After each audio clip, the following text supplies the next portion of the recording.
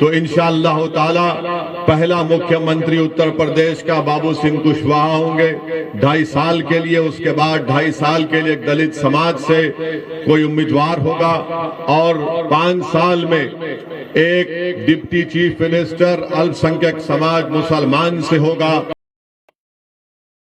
2 پچھڑا سماج سے بنائے جائیں گے.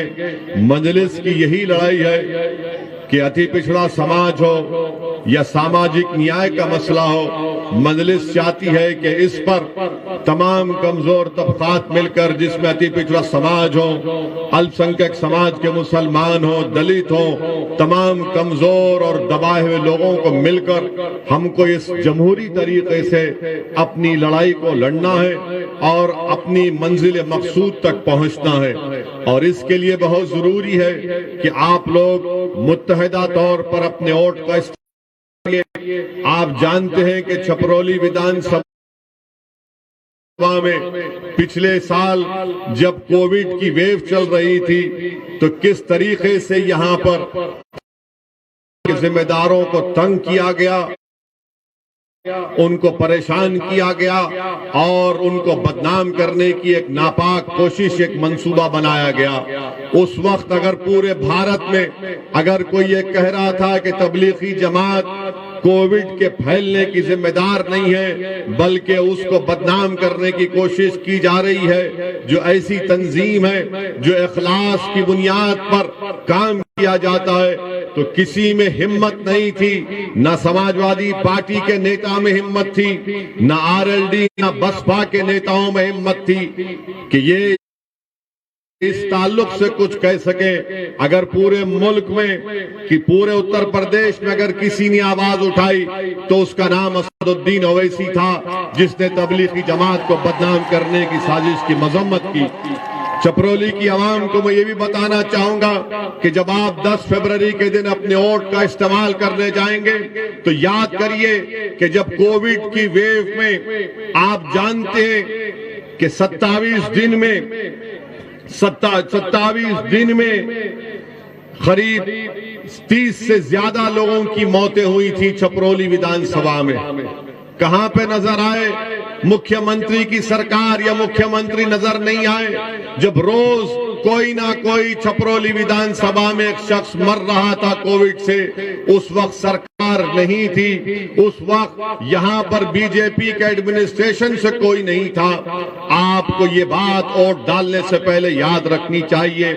تیسری بات جو میں آپ کو یاد دلانا چاہتا ہوں کہ چھپرولی ودھان سبھا میں 10ویں جماعت کے بعد یہاں پر کوئی تعلیم کا، کوئی شکشا کا انتظام نہیں ہے.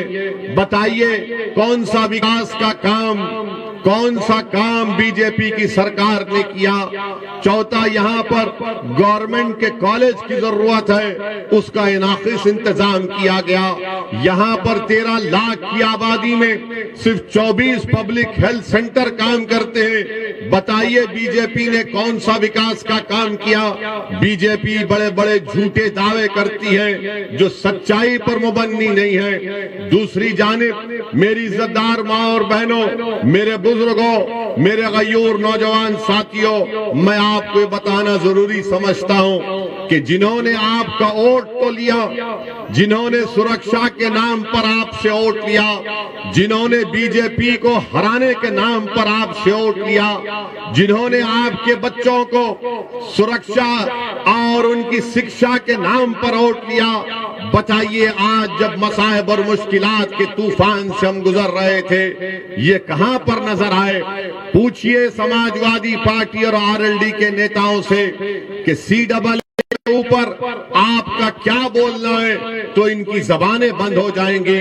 تاریخ گواہ ہے کہ بھارت کی سنسد میں اگر کسی نے سمویدھان کا حوالہ دے کر اس کو کالا قانون قرار دیا اور CAA کے اس قانون کی کاپی کو پورے سنسد میں اگر کسی نے یہ کہہ کر پھاڑ دیا کہ جس طرح گاندھی نے اس وقت کے سفید فام افریقہ کی حکومت کے قانون کے خلاف اس طرح قانون پھاڑا تھا تو اسد الدین اویسی آپ کے سامنے کھڑا ہے. میں نے اس CAA قانون کو پھاڑ کر بتایا کہ یہ کالا قانون ہے جو مذہب کے نام پر بھید بھاؤ کرتا ہے. کیا پوزیشن ہے, کیا کہتی ہے سپا اور آر ایل ڈی, اس کے پاس ان کا کوئی جواب نہیں ہے. ٹرپل طلاق کا غلط قانون مودی سرکار لے کر آئی, پوچھئے سپا اور آر ایل ڈی سے کہ آپ کی اس کے اوپر کیا رائے ہے, تو زبان خاموش ہو جائے گی. آپ جانتے ہیں کہ آپ کی ایک آواز کی ضرورت ہے.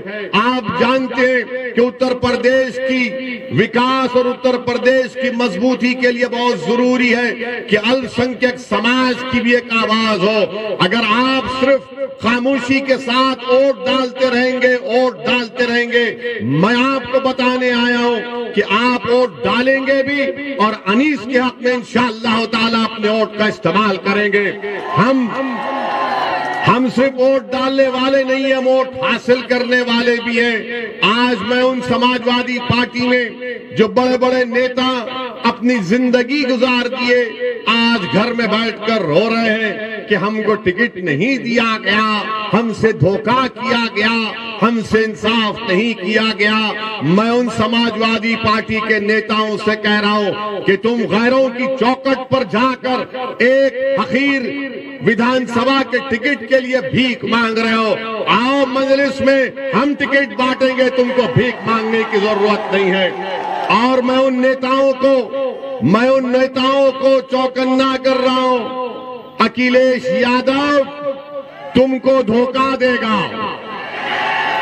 अखिलेश यादव जिस किसी अल्पसंख्यक समाज के नेता को टिकट नहीं मिला, अखिलेश यादव उसको बुलाकर बोल रहे हैं ये लो लॉलीपॉप और मुंह में चूसते रहो.